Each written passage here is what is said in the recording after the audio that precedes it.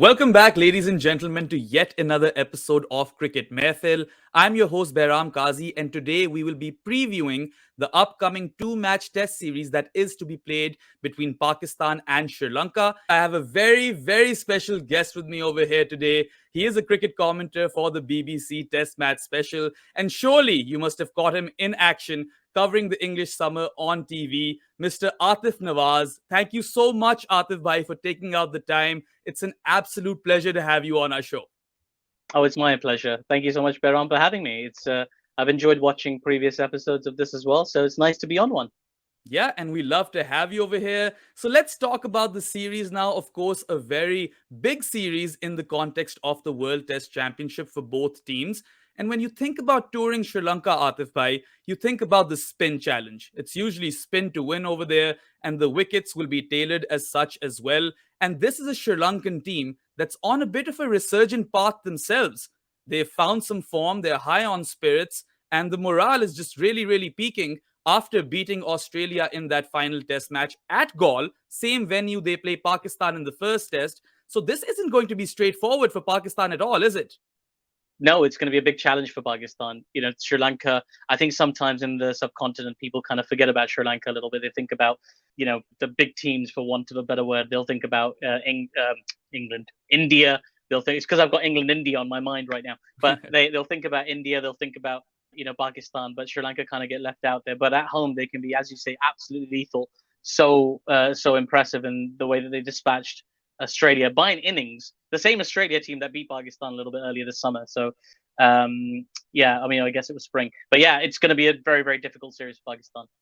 Yeah, as you said, Sri Lanka managed to level that series 1-1 versus Australia, and Pakistan in their last test series, they lost to Australia 1-0 at home. So the momentum is definitely with Sri Lanka over here. And then, of course, Dinesh Chandimal is fresh off of an unbeaten double hundred in very testing conditions.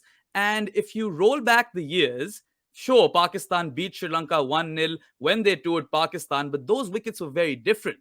So I'm going to roll it back to 2017, to the test series that both of these sides played in Abu Dhabi, which Sri Lanka won comprehensively. Rangana Herat spun a web against Pakistan, and now Sri Lanka have unearthed Prabhat Jayasuriya, who's another slow left-arm orthodox spinner, and now has the fourth best figures on test match debut in the history of test cricket. So there's a lot for Pakistan to worry about over there. So, Jayasuriya is a fantastic bowler, obviously, and a huge threat for Sri Lanka. But the problem for Pakistan is that it doesn't end with Jayasuriya. There's so many options for Sri Lanka to turn to in terms of spin. And, Manasinghe, who was fantastic in the warm-up game as well, took 4 wickets, I believe. Embal Denia, who's already been really impressive previously for Sri Lanka. These are young spinners. Manasinghe is only 22 years old and yet to make his debut for Sri Lanka, but he's right there. And this is the thing that Sri Lanka always produce, these amazing mystery spinners that you don't know too much about. Now, obviously, Pakistan have had a bit of a look at him in that warm-up game. A lot of the batters got runs as well. Babar got some runs. Azhar Ali got runs. Saud Shakil and Agha Salman, they all got runs, right? So this is promising for Pakistan that they managed to spend some time out there. But also, just they've got to be wary because, these guys have taken a lot of wickets. Manasinghe took 4. Embal Denia took 2. These are like wicket-taking potent bowlers. So it's not going to be easy for Pakistan in Galle. Yeah, they definitely would not want to bat last in Galle. And we talked about a lot of these spinners who are talented but inexperienced. But then you've got some experience in that lineup as well. You've got the likes of Angelo Matthews, who's a seasoned veteran by now. And then you have Dinesh Chandimal. He's been playing for the better half of the last decade. And also the captain, Dimuth Karunaratne, one of the most consistent openers going around in the last few years in Test cricket. So this Sri Lankan side is fairly formidable. Absolutely. Dimuth has been spectacular. Even in the phases where Sri Lanka have done quite poorly, he's always been a shining light for them. But yeah, having Angelo Matthews back in the squad, it makes it look so much more, that experience, that kind of confidence comes. I remember last summer when Sri Lanka toured England and they were all over the place. None of those games were a contest. England won every game that was played to its conclusion on that Sri Lankan tour. And they were all over the place. They couldn't really, compete with England. They had no rhythm. They weren't settled. They were never settled, even though they had some very good players. Vanindu Hasaranga was in that side, but they've struggled to put the pieces together. But having a player like Angelo Matthews back in there, someone who's got a ton of experience, who's played Pakistan a bunch of times, who's familiar with this environment, can inspire the young players as well, give them confidence. That's huge. And obviously, they're coming off a huge win against Australia, as we said earlier, that one innings win. So this is a lot of momentum, a lot of good vibes about the Sri Lankan team. It's going to be very challenging for Pakistan. Absolutely. And let's hope the men in green do turn up in this series. Now, I'm going to shift the focus to Pakistan a bit over here, Atif Bhai. And I think the biggest talking point over here is the return of Yasir Shah to the fold. Now, Yasir hasn't played competitive test match cricket for a long time now. And in the last 3 years, he's actually only played 12 test matches and he hasn't had good returns. He's only taken 32 wickets at quite a high average. And the best of Yasir Shah, the last of that we saw, was in 2018. So is that a concern for Pakistan? Do you think they might be riding too much on Yasir's form? Because if Yasir doesn't turn up, then things could become quite difficult. I think in this instance, you want to go with experience. And you're right to say that, Yasir sat out a lot of the last couple of years. I know there was some issues off the field as well, which we don't have to get into. But, he is still Pakistan's premier leg spin bowler. He's averaging a touch over 30 now, but he's got 235 test wickets to his name in 46 matches. So he is a genuine wicket-taking bowler. You want someone like that, someone with that experience, someone who can do the grind. Think about it, if you take 235 wickets in test cricket in 46 matches, but you're still averaging 31, it means you've bowled a lot of overs. His strike rate sits at 58, which means he's constantly bowling and bowling and bowling. He's used to that grind. I know he's 36 years old, but he's in tremendous shape. The last images I saw of him anyway. So, I wouldn't worry about his age or anything like that too much. His match fitness we'll find out, I suppose. But like in that scenario, Shadab is terrific, but, would you want to put the pressure of trying to run through a side on his shoulders right now in Test cricket, particularly that Sri Lankan side at home? I don't know if I would. Pakistan have unearthed some great spinners of their own at home in the last couple of series against Australia. But, Yasir Shah is different to the boys that we've been trying in the last few series. He's a strike bowler. He's a wicket-taking bowler.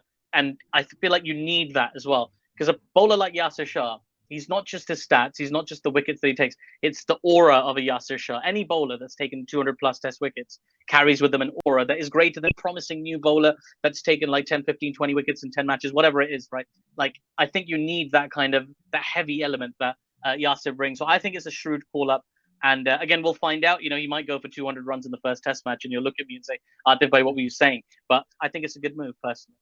Yeah, I mean, experience does count for a lot. And then these are familiar conditions for Yasir Shah. Of course, he still is and will always remain, I think, the fastest cricketer to 200 wickets in test matches. So, yes, of course, we can be hopeful, but it is a bit of an unknown at this point because Yasir hasn't played an awful lot in the recent past. Now, I want to move to Pakistan's team composition. And I want to start with the all-rounder position because these are going to be spinning tracks. And I don't really think that we'll get to see Fahim Ashraf feature in this test match, which leaves you with the options of Mohammad Nawaz and Agha Salman. And even though Noman Ali has had success for Pakistan early on in his test career, of late he hasn't been quite the same. So maybe Pakistan could even potentially go with both of Nawaz and Agha Salman, partnered with Yasir, and that would provide batting depth. So how do you look at this whole puzzle?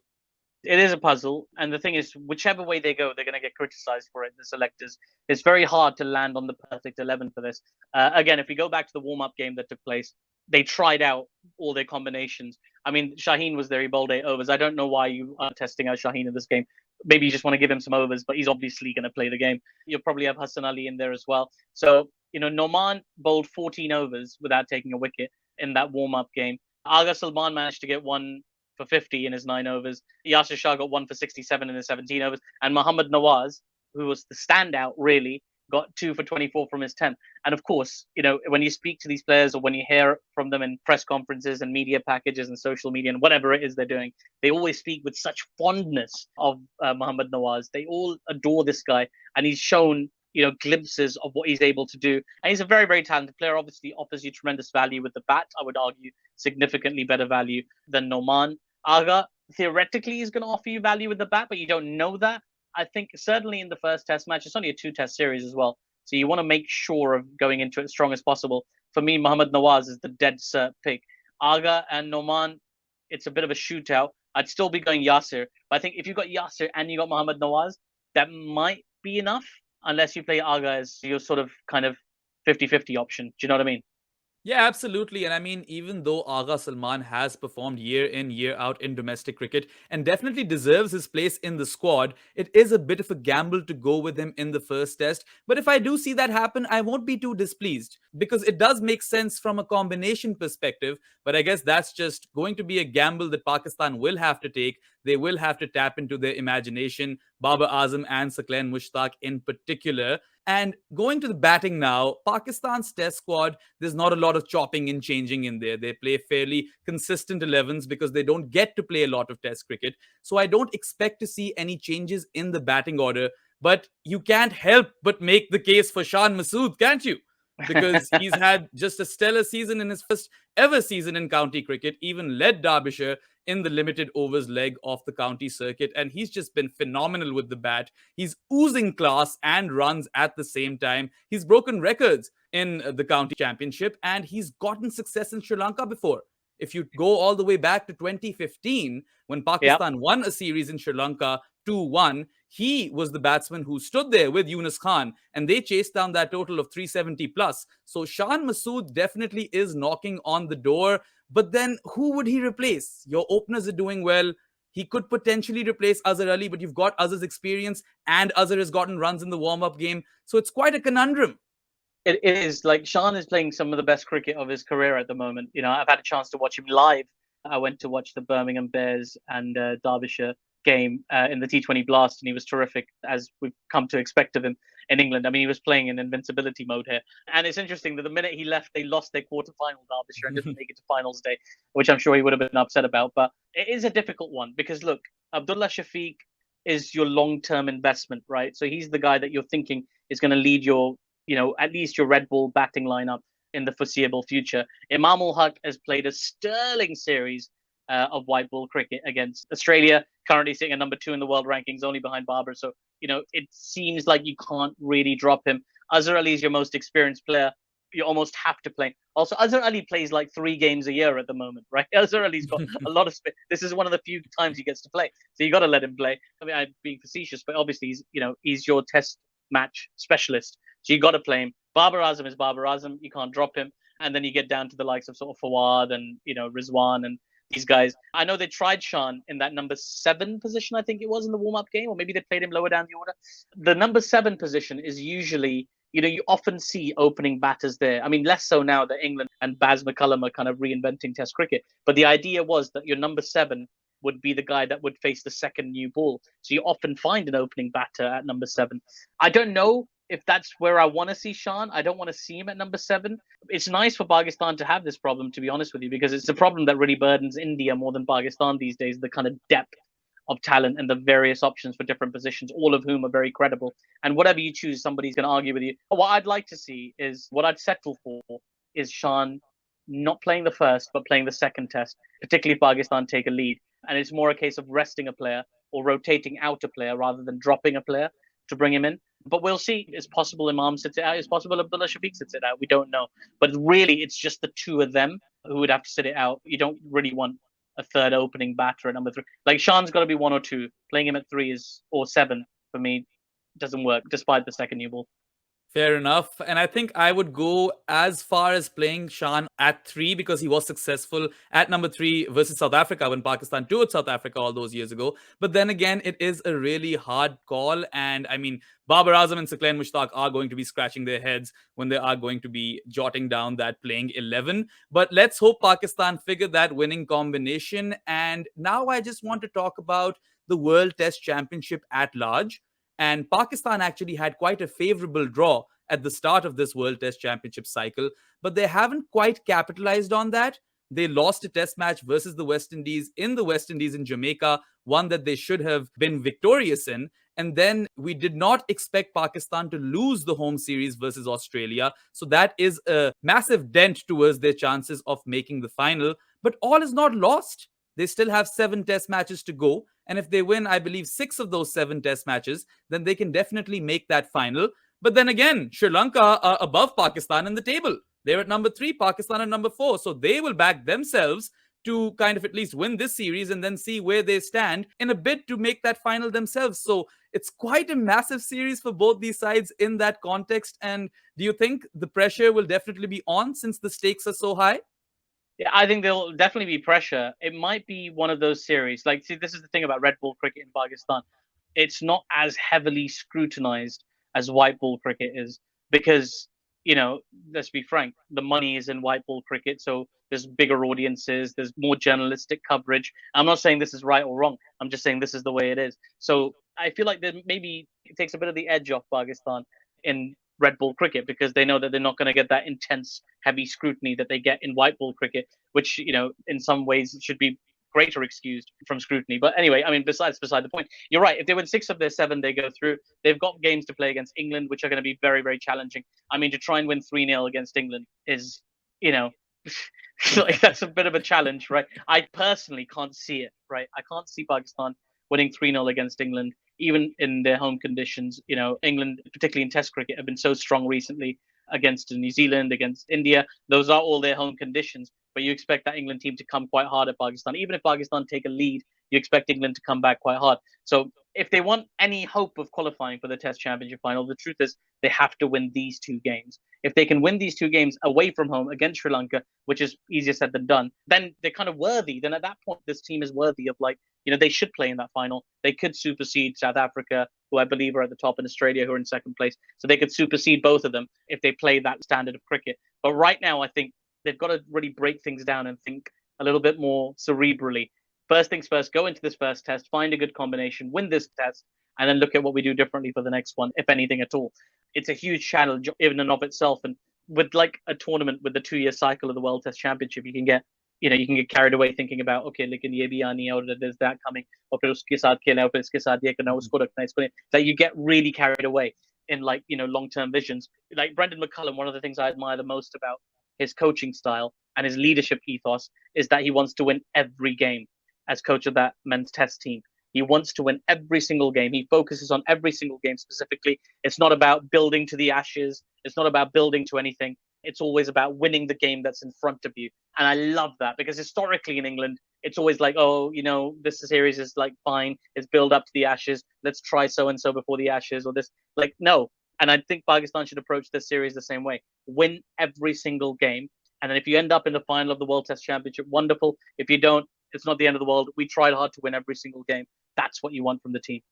Yeah, I'd have to agree in the sense that there's nothing to lose at this point because it already looks quite difficult and a steep ask for Pakistan to make the final. So might as well give it their best shot. But on that same note, I mean, Bazball has been terrific to watch, but you'd have to say that the conditions have been favorable for it.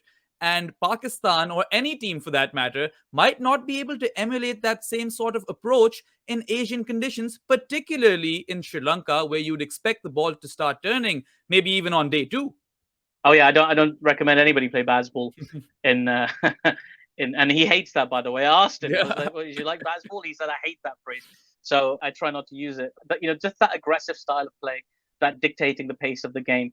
I think it's harder to do that in the South Asian conditions. And again, I hate this because people just group all South Asian conditions together. Like they're all one ummah of pitches. Like they're all completely different. This is like there's no unification in these pitches. A pitch in Mohali is completely different from a pitch in Peshawar, which is completely different from a pitch in Gaul, right? They're all different. South Asian conditions are all completely different and diverse. And I remember Wakar Yunus once telling me that there's a pitch in Islamabad, like not the stadium, but like there's another pitch that replicates the bounce of the whacker. So who's to say what pitch is going to do what? But I do agree with you in the sense that I think you want to tailor your approach to your conditions to an extent. You don't want to curb your natural instinct. You want to play within your natural instinct. You want to play that aggressive brand of cricket that's made you so successful. But equally, you don't want to be haphazard and you don't want to have your blinkers on and not be looking left or right. You want to go for the win. So that will take strategy. I don't expect to see Pakistan play Bazball. I expect to see Pakistan, if they're batting first, to be on 247 for 4 after day 1, right? Playing at a run rate of like 2.3. And that's fine. That's totally fine for the conditions, right? I could be wrong. They might get 400 Behram and you look at me and be like, if you don't know what you're talking about. But I think in my mind, they're going to play very traditional, attritional test cricket, which is what is historically played in Pakistan Sri Lanka series in Sri Lanka. So yeah, I don't think Bazball is going to make too much of an appearance. But who knows? Maybe that's what Imam's going to do. Maybe Imam's going to hit like a 35 ball century on day one in goal, and we'll all be thinking like, right, okay, the world's gone bonkers. Absolutely. And you never know, maybe Agha Salman, if he gets a debut, then he might come and counterattack. We've seen Pakistani cricketers counterattack in Sri Lanka before. Sarfaraz Ahmed comes to mind most notably. But then again, I would have to agree with you. I think that Pakistan is going to go with more so of an attritional approach, especially because they haven't played in Sri Lanka since 2015. And 7 years is a fair bit of time. And most of this team, I mean, a lot of this team has not played in Sri Lanka. Of course, some of them have, but it will be a new, fresh challenge, and it will be quite a difficult one as well, given the form that Sri Lanka are in currently. And also, the country is going through a lot. So the Sri Lankan cricket team will be very motivated to put a smile on their supporters' face. So, just on a closing note, Atif Bhai, I'm going to put you on the spot and going to ask you for a pre-series prediction. Now 2-0 Pakistan, 100%. Love it, love it. I'm going to go with the same, and I hope the boys are able to replicate that. And actually, if that happens, then we're all going to start talking about Pakistan's potential entry into that World Test Championship final, because then it will be possible. If they don't secure that 2-0, it's going to be really, really hard. But anyway, thank you so much for taking out the time, Atif Bhai. It was an absolute pleasure. And just, I want to say this, that as someone who is trying to make a mark in the industry themselves as a young professional, you are definitely someone whose success I try to emulate and I definitely aspire to. You're an absolute role model. You're very kind, Bahram. I appreciate that. I'm just a guy who got a little bit lucky, but I really appreciate it. And yeah, no, it's my pleasure to be on the show. Call me again, especially if Pakistan win 2-0, because I want to come back and gloat.